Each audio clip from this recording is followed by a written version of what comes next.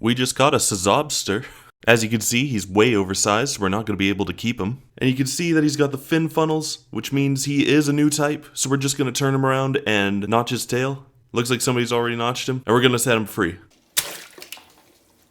This guy is fucking huge. For example, his shield is taller than your average Zaku. But yeah, this is the Sazabi. From head to toe, it's dappered up in a two-tone red color scheme, as well as having a couple of elements of yellow strewn throughout the suit, and what seems to be a black undercoating. Ooh, look at that piping on the back of the arms too.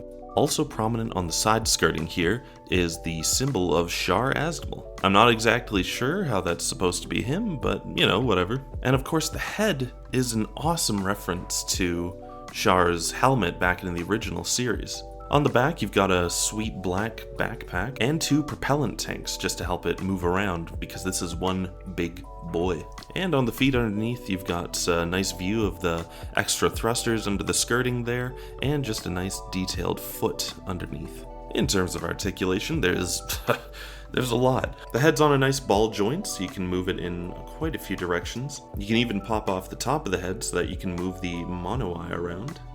The funnel containers feel like they move around pretty well. You know, you got your standard arms, you know, bends at the elbow, wrist moves around, swivels at the shoulder. The arm even pops out a little. Not very much of a ab crunch, but you know, it's not the worst. All of the waist skirting can be adjusted. We do have a double joint at the knee just so that we can get into a 90-degree angle. The propellant tanks have a limited range of movement, but they're pretty serviceable. Not too many panel lines to go over either, but definitely some areas where I could see someone doing it. The funnel carriers will actually bloom open, so you just gotta pull them up, pull them out. In terms of hands, you've got two closed fists, just that you can hold the rest of the accessories that come with the kit, a trigger finger for the big gun that comes with it, and this thing is huge too, and an open hand so you can give your homie a high five. Hell, I do. So let's go over the accessories. Looking at the shield, we've got a nice symbol of Neo Zeon on the front. On the inside of the shield, there is a little area where you can keep the axe that's included. And it does come with a clip that can be moved around so that you can put the shield on the arm however you feel like.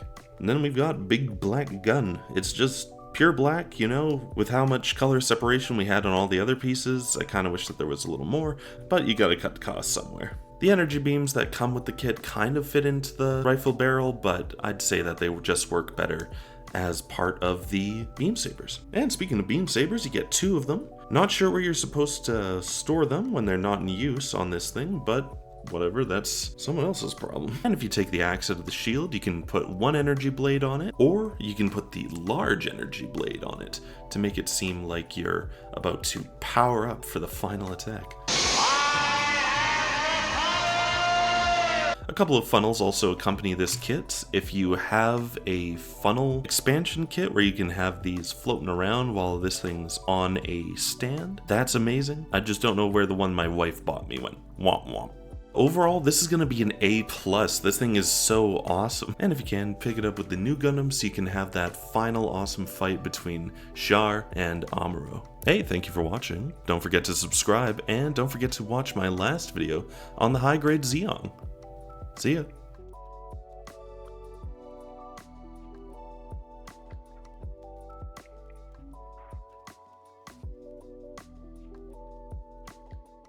What is it, Zigzag? What brings you down here? He's just gonna go on by. Alright.